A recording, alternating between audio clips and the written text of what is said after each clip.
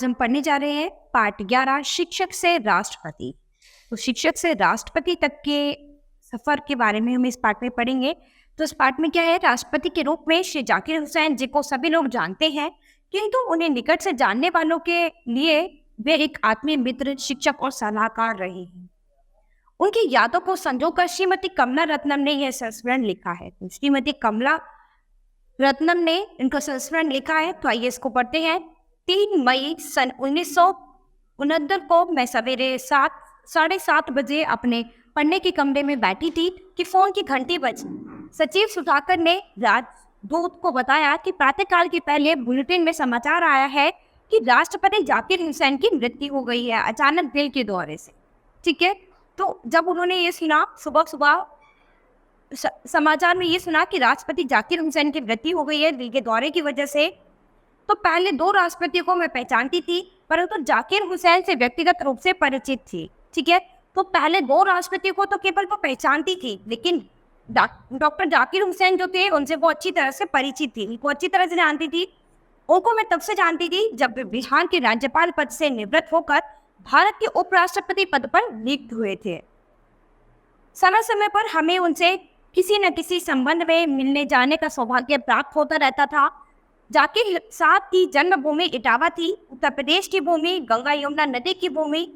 शायद उनसे मिलते समय मेरे मन में जो प्यार उमड़ता था वह एक ही प्रदेश की मिट्टी बोलती थी। कुछ बातें हैं उनकी जो भूली नहीं जा सकती। तो जब वो उनसे मिलती थी तो उन्हें एक अलग ही प्यार उमड़ता था, क्योंकि ऐसा लगता था कि वो दोनों जब बातें करते हैं तो एक ही प्रदेश की मिट्टी बोलती है। तो होता है अक्सर एक ही प्रदेश के लोग जो है उन्हें कुछ समानता पाई जाती है। तो जब वो उनसे बातें करती थी तो उन्हें लगता था कि उनसे बातें करते समय उनको अपने प्रदेश की मिट्टी की ही याद आती थी।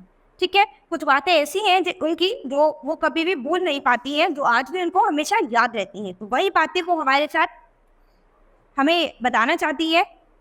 गांधी जी पर उनका एक लेख छपा था, या शायद यह एक भाषण था, तो उन्होंने उपराष्ट्रपति बनने के बाद दक्षिण भारत हिंदी प्रचार सभा के 30वें दीक्षांत समारोह के अवसर पर मद्रास में दिया था। भाषण क्या था? रंग बिरंगे बेशकीमती टुकड़ों की पच्चीकारी से सजा दुर्लभ कला चित्र, जिसमें भारत की विभिन्नता से चमत्कारी अंशों को लेकर उसे भारत माता की मुकुट को सजाया गया था। राजेंद्र बाबू दीप्त स्वरूप थे, उनके पास बैठते ही ज्ञात होने लगता था कि हम कितना भी उनके निकट बैठे, उनका आसन हमसे एक अंगुल ऊंचा ही रहेगा। ठीक है, तो राजेंद्र बाबू जो थे वो एकदम देवता समान थे। उनसे बात करते समय हमें ये जरूर पता चलता था, ये जरूर लगता था कि उनके पास अगर हम बैठे हैं तो हमेशा उनका जो आसन था वो एक उंगल ऊंचा ही लगता था। ऐसा लगता था कि उनका आसन हमेशा हमसे ऊंचा ही है। बापू की अहिंसा को पूरे रूप में उन्होंने अपने आप में उतारा था। राधा कृष्ण तेज धार प्रकटा हीरा थे, जिधर से भी वे दिखाई देते चकाचौंध कर देते थे। और डॉक्टर जाकिर हुसैन के पास बैठने से आत्मीयता अनुभव होता था। ऐसा लगता था कि हम रक्त मांस से बने किसी अपने ही सगे के निकट बैठे हैं।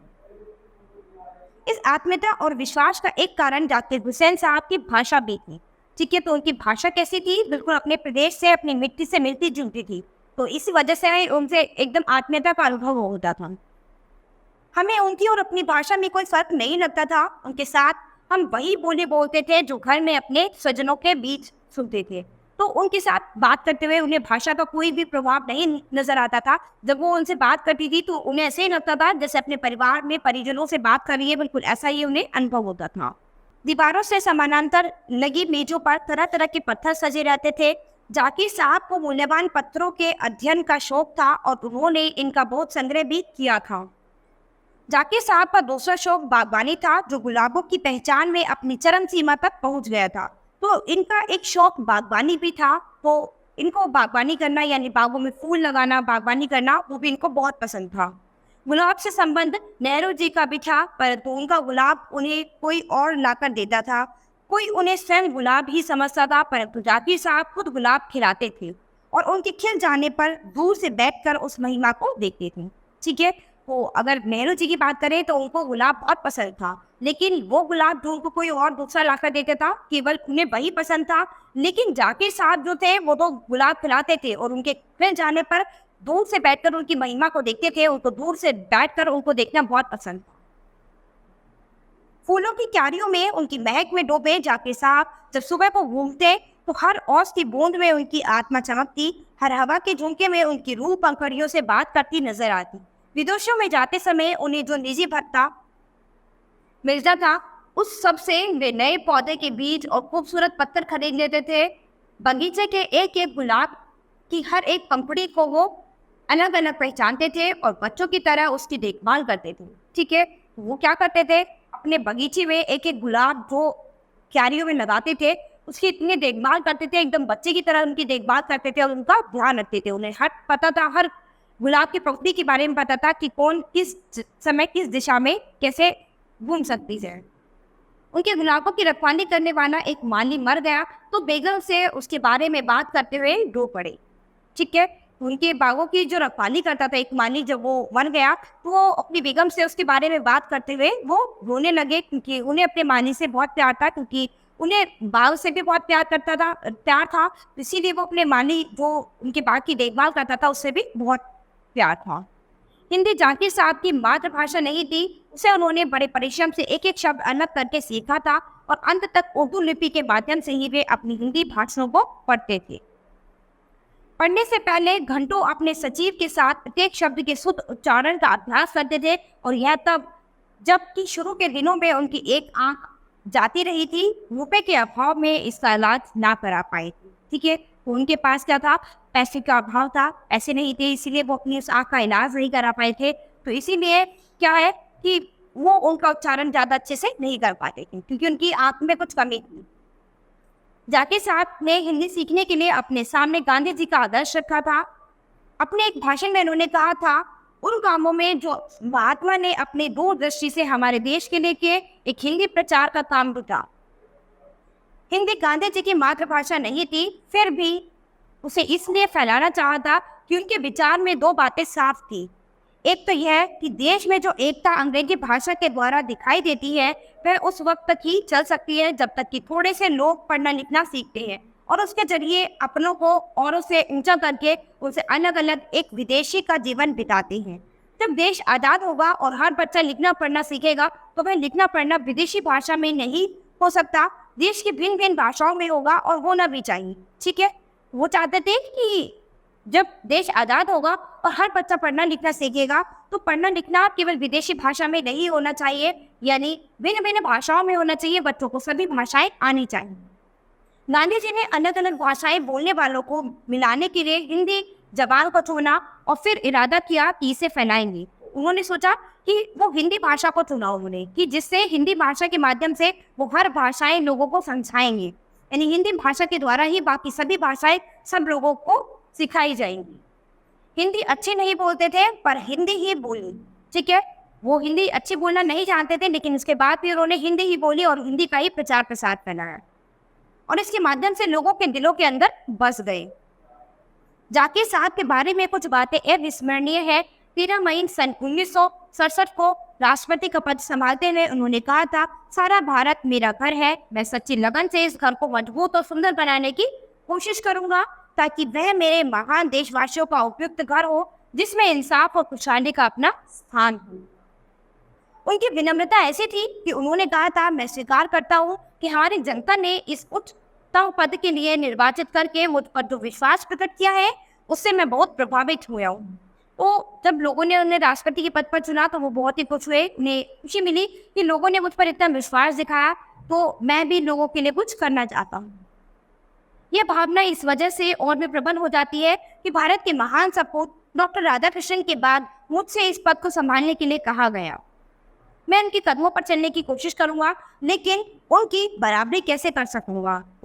डॉक्टर राधाकृष्णन के बाद डॉक्टर जाकिर हुसैन को राष्ट्रपति बनाया गया, तो उन्हें बहुत खुशी हुई कि उनके बाद उनको राष्ट्रपति बनाया गया। तो उनका यही मानना था कि अब वो उन्हीं के नक्शे कदमों पर चलेंगे, कोशिश करेंगे कि जैसा वो क्या करते थे देश के लिए वैसे ही वो करेंगे। ठीक है, लेकिन फिर भी वो ये मानते थे कि वो उनकी बराबरी कभी नहीं कर सकते।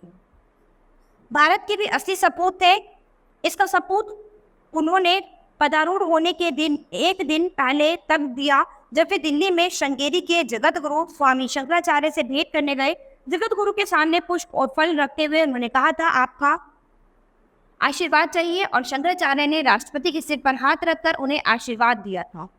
ऐसे ही एक और घटना याद आती है। उपराष्ट्रपति निवास के अहाते में एक दिन सवेरे घूम रहे थे तो देखा कि माली के घर में कीर्तन हो रहा है। फिर क्या था, टहलते हुए उधर चले गए और सबके साथ एक कोने में दरी पर बैठ गए। जब कुर्सी लाने के लिए कहा गया तो बोले भगवान के घर में सब बराबर होते हैं और दरी पर बैठे रहे। जब उन्होंने देखा कि उनके माली के घर में कीर्तन हो रहा है तो वो उधर से घूमते हुए उसके घर में चले गए और वहीं पर दरी पर बैठ गए जहाँ पर सभी लोग बैठे थे, तो वहीं पर पीछे बैठ गए। और जब कुर्सी इनके लिए कुर्सी लाने के लिए कहा गया तो उन्होंने मना कर दिया। उन्होंने कहा कि भगवान के घर में सब बराबर होते हैं, यानी भगवान के घर में सभी बराबर होते हैं, तो जब सब दरी पर बैठे हैं तो मैं भी दरी पर बैठूंगा। तो उनके अंदर ये पक्षपात नहीं था। उन्होंने कहा कि ठीक है, मैं राष्ट्रपति हूँ, मैं जो भी हूँ या मेरा जो भी होता है, लेकिन भगवान के लिए सब इंसान एक समान है। ठीक है, तो भगवान के घर में ये कोई भी पक्षपात नहीं चलेगा। अगर सब दरी पर बैठे हैं तो मैं भी दरी पर बैठूंगा। पटियाला में पंजाबी विश्वविद्यालय में गुरु गोविंद सिंह के संस्थान की नींव रखने का आपसे कहा गया तो बोले आपने मुझसे इस पवित्र संस्थान की नींव रखने को कहा है। इससे मुझे याद आता है कि अमृतसर में दरबार साहब की नींव डालने के लिए भी एक मुसलमान को ही बुलाया गया था और ये कहते कहते उनका गला भर आया, आंखों से आंसू बहने लगे। तो जब वहां पर उन्होंने जब इस पवित्र स्थान की नींव उनसे रखी गई, अमृतसर में दरबार साहब की नींव जब उन्होंने रखी तो उनकी आंखों में आंसू भर आए कि उन्हें एक मुसलमान होने के बावजूद इसकी नींव रखने के लिए बुलाया गया। बड़े बड़े योद्धा सिख सरदार श्रोताओं की भी उस समय आंखें भर आई। अपने साफ सुथरे सुरुचिपूर्ण खादी के कपड़ों और सुरुचि से समारी सफेद दाढ़ी के बीच चमकते हल्के गुलाबी गौर वर्ण मुखमंडल से जाकिर साहब प्रेम और आत्मीयता में गांधी जी के अंतिम उत्तराधिकारी नजर आते थे। देश के आने वाले बच्चे बापों को भूल न जाएं, इस संबंध में उन्होंने एक बार कहा था, आप आज्ञा दें तो इस अवसर से लाभ उठाकर गांधी जी के संबंध में कुछ आपसे कहूं। उनको जानने और समझने से उनके काम को समझना और उसमें जी जान से लगाना जरा सरल हो सकता है। यह इसलिए और भी कहना चाहता हूँ कि अब दिन बर दिन उन लोगों की संख्या घट रही है जिन्होंने गांधी जी को देखा था, उनके साथ काम किया था, उनके बताए हुए रास्ते चले थे। तो आज के समय में लोग गांधी जी को धीरे धीरे कम जानने लगे हैं। तो आने वाली जो जनरेशन, आने वाली जो पीढ़ियाँ हो रही है वो धीरे धीरे कम जान रही है। तो अभी क्या है, पाठ के माध्यम से आप गांधी जी के बारे में, यानी अपने देश के जितने भी नेता थे, देश के महान क्रांतिकारी, सभी के बारे में आप इनके माध्यम से जान सकते हैं। जब वे दुनिया से गए तो ये लोग बच्चे थे, बहुत से पैदा भी नहीं हुए थे। उनकी गिनती अब दिन प्रतिदिन बढ़ती ही जाएगी। नया काल होगा, नए हाल होंगे, नए जंजाल होंगे। ऐसा न हो कि नई नस्ल गांधी जी और उनके कार्यों की तय में जो विचार थे उनको भूल बैठे। ठीक है, तो क्या है कि उनका मानना ये था कि जो नई पीढ़ी, नई जनरेशन आ रही है, नए लोग आ रहे हैं, नए हाल होंगे, तो ऐसी नस्ल जो है, नई नस्ल जो आ रही है वो गांधी जी को और उनके कार्यों को जाने, उनके विचारों के बारे में जाने, उनको भुला ना बैठे, उनके कार्यों को, उनके विचारों को भूल ना जाए। ऐसा हुआ तो हमारी सबसे मूल्यवान पूंजी बर्बाद हो जाएगी। जाकिर साहब से मिलने के लिए समय प्राप्त करने में देर नहीं लगती थी। एक बार मेरी एक सहेली ऑस्ट्रेलिया से भारत की यात्रा करने आई। अपने देश में वे भारतीयों की शिक्षा के लिए धन एकत्र किया करती थी। एक भारतीय बच्चे को उन्होंने गोद में भी लिया था। जाकिर साहब ने तुरंत उनसे मिलने के लिए समय दिया और देर तक बैठे उनसे उनके कार्य, उनकी भारत यात्रा के बारे में सुनते रहे। हिंदी सीखने के बारे में एक बार जब उनसे प्रश्न किया गया तो उन्होंने कहा, मेरे परिवार के एक बच्चे ने जब गांधी जी से ऑटोग्राफ मांगा तो उन्होंने अपने हस्ताक्षर उर्दू में किए। उसी दिन से मैंने अपने मन में निश्चय कर लिया कि हिंदी भाषियों को अपने हस्ताक्षर हिंदी में दिया करूँगा। ठीक है, तो जब उनके घर में एक बच्चा था तो जब वो गांधी जी से मिला, उनके संपर्क में आया तो उन्होंने गांधी जी से ऑटोग्राफ लिया तो उन्होंने अपने जो हस्ताक्षर थे वो उर्दू में किए। तो तभी से उन्होंने सोच लिया था कि अब से जितने भी लोग उनसे ऑटोग्राफ मांगेंगे वो उनको हिंदी भाषा में ऑटोग्राफ देंगे, यानी अपने साइन जो है, अपने हस्ताक्षर जो है वो हिंदी में करेंगे। एक बार रामलीला में जनता ने उनसे रामचंद्र जी का तिलक करने के लिए कहा। जाकिर साहब खुशी से आए और तिलक किया। इस पर कुछ उर्दू अखबारों ने ऐतराज किया। जाकिर साहब ने जवाब दिया, इन नादानों को मालूम नहीं है कि मैं भारत का राष्ट्रपति हूँ, किसी खास धर्म का नहीं। तो जब एक बार रामलीला चल रही थी कहीं पर, तो उनसे रामचंद्र जी का तिलक करने के लिए कहा गया तो उन्होंने बड़ी खुशी से रामचंद्र जी का तिलक किया। तो इस पर क्या है, कुछ पत्रकार जो थे, कुछ मुसलमान पत्रकार जो थे, उन्होंने ऐतराज किया तो उस पर उन्होंने क्या कहा, उस पर उन्होंने कहा कि मैं भारत का राष्ट्रपति हूँ, मैं किसी खास धर्म का नहीं, मैं सभी धर्मों के लिए हूँ। तो मेरा जो धर्म है वो सभी धर्म के लिए समान है, मैं केवल एक धर्म का व्यक्ति नहीं हूँ। जाकिर साहब राष्ट्रपति भवन में सादगी और विनम्रता के साथ कला प्रियता को भी ले आए थे। उनकी आंखों में ब्रिटेन के अभिमान के अवशेष शीश के टुकड़ों के समान खटके। उन्होंने मुगल उद्यान को न केवल सुरक्षित रखा अपितु अपने व्यक्तित्व के वैभव से उसकी वृद्धि भी की। उनके समय में राष्ट्रपति भवन के बगीचों में 400 किस्म के नए गुलाब लगाए गए। अनेक रंग बिरंगी पशु पक्षी, हिरन, मोर, सारस, कबूतर, राजहंस आदि भारत के कोने कोने से मंगवा कर रखे गए। जानवरों से उनका प्रेम इतना घनिष्ठ था कि राष्ट्रपति भवन में उनके साथ उनका प्रिय तोता, मैना और गाय भी आए थे। ठीक है, उन्हें जानवरों से बहुत ही प्यार था, इसीलिए उनके राष्ट्रपति भवन में बाग, सुंदर सुंदर रंग बिरंगे फूल लगाए गए। अलग अलग तरह के जानवर, पशु पक्षी, हिरन, मोर, सारस सभी मंगवाए गए। और जब वो राष्ट्रपति भवन में आए थे तो उनके साथ उनका प्रिय तोता, मैना और गाय भी आए थे। गांधी जी की शिक्षाओं का अनुसरण करते हुए उन्होंने बुनियादी तालीम के लिए दिल्ली में जामिया मिलिया की नींव रखी थी और आज से तक बहुत ही कम वेतन पर उन्होंने इस संस्था की सेवा की थी। और चूंकि जामिया के पास पैसे बहुत कम थे, वे हर महीने अपनी तनख्वाह कम करते गए थे और 75 रुपए पर आकर रुक गए थे। काम भी वे इतना अधिक करते थे कि एक बार जब घर वालों ने उनके आराम करने के लिए कहा तो उन्होंने जवाब दिया, आराम कैसे करूं, तनख्वाह तो काम करने की लेता हूँ। ठीक है, तो जब वो इतना काम करते थे, उनको काम में इतना मन लगता था, तो एक बार उनके घर वालों ने कहा कि तुम इतना काम क्यों करते हो, थोड़ा कम क्या करो, ठीक है, थोड़ा आराम भी कर लिया करो। तो उन्होंने कहा कि आराम कैसे करूँ, मैं आराम करने की तनख्वाह नहीं लेता हूँ, मैं काम करने की तनख्वाह लेता हूँ। हमारे देश में बहुत बोलने और भाषण देने की जो बीमारी है, इसे वे सख्त नापसंद करते थे। हमारे देश में अक्सर लोगों को ज्यादा बोलने और भाषण देने की बीमारी है, तो ये उनको बिल्कुल भी पसंद नहीं थी। कहते थे ईश्वर ने बोलने के लिए मुंह एक दिया है और सुनने के लिए कान दो दिए। ठीक है, तो यानी हमें क्या है, बोलना भी उतना ही चाहिए जितना हम सुन सकते हैं। इसलिए हमें सुनना ज्यादा चाहिए, बोलना कम चाहिए। ठीक है, तो हमें सुनना ज्यादा चाहिए, बोलना कम चाहिए। उन्होंने कभी अनावश्यक भाषण नहीं दिया। जब जब उनसे सार्वजनिक रूप से बोलने को कहा गया, वे उठे और बड़ी नरमी से संक्षिप्त और सादे रूप में अपनी बात कह दी, जैसे अपने मित्रों और बच्चों से बात कर रहे हैं। ठीक है, तो जब भी कभी उनसे भाषण देने के लिए कहा जाता था, कोई बात कहने के लिए कहा जाता था, तो बड़े विनम्र और सादगी में अपनी बात को कहते थे, जिससे अपने परिवार या बच्चों से बात करें, ऐसा लगता था। शिक्षा मंत्रियों के एक सम्मेलन में उन्होंने कहा था, ऐसा लगता है आजादी के बाद से हम लोगों ने या तो उद्घाटन किए हैं या फिर भाषण दिए हैं। ठीक है, तो उन्होंने शिक्षा मंत्रियों के एक सम्मेलन में एक बात कही थी कि वो कहते थे कि ऐसा लगता है कि आजादी के बाद हमेशा ऐसा लगता है कि या तो हम लोगों ने उद्घाटन किए हैं, हम सभी नेताओं ने या तो उद्घाटन किए या फिर भाषण दिए हैं, इसके अलावा और कोई काम नहीं किया हो, है ना। कि तो उनका मानना ये था, वो ये कहते थे कि हम नेता लोग जब भी कुछ होता है आजादी के बाद, क्या है, हम या तो भाषण देते हैं या फिर किसी उद्घाटन के कार्यक्रम में किसी का उद्घाटन करते हैं। मैंने तय किया कि अगर मुझसे बन पड़ा तो भविष्य में कोई उद्घाटन नहीं करूंगा, या मैं जानता हूं कि अगर मुझसे बन पड़ा तो भविष्य में कोई उद्घाटन नहीं करूंगा। यह मैं जानता हूं कि आप लोग मुझे छोड़ेंगे नहीं। मुझे तो यह भी डर है कि कहीं आप लोग उद्घाटन कला पर भी कोई सम्मेलन न कर बैठे और उसका उद्घाटन करने को भी आप मुझसे कहें। बुद्ध जयंती उद्यान में एक बार वन महोत्सव पर उन्होंने कहा था, पेड़ की सबसे बड़ी विशेषता यही है कि वह चुपचाप खड़ा रहता है और सबको फल और छाया देता है। भारत को आज चुप नेताओं की जरूरत है। ठीक है, आज के समय में भारत को ऐसे चुप नेताओं की जरूरत है जो भाषण कम दे लेकिन लोगों के लिए काम ज्यादा करे। उन्होंने लिखा और बहुत लिखा। जर्मनी जाकर उन्होंने वर्षों शिक्षा और अर्थशास्त्र की बारीकियों का अध्ययन किया था। उनकी कछुआ और खरगोश वाली कहानी हम सबके लिए बहुत महत्व रखती है। उनका खरगोश सोता नहीं, मंजिल उस पर एक शिकारी कुत्ता आक्रमण कर देता है, अंत में दोनों में से कोई भी नहीं जीतता। जिंदगी में हार जीत का जितना महत्व है उतना ही महत्व साथ साथ चलने का भी है। ठीक है, तो हमारी जिंदगी में जितना महत्व हारने और जीतने का होता है उतना ही महत्व साथ साथ चलने का भी है, यानी एक दूसरे का साथ देने से भी है। जाकिर साहब ने हमें यह समझाने की कोशिश की पर हम नहीं समझे। इस कहानी में एक व्यक्ति जटिल संस्कृत बोलता है तो दूसरा उससे बढ़कर ऊंट की बलबलाहट जैसी पेट की तलहटी को खोल कर रख देने वाली अरबी बहुल उर्दू बोलता है।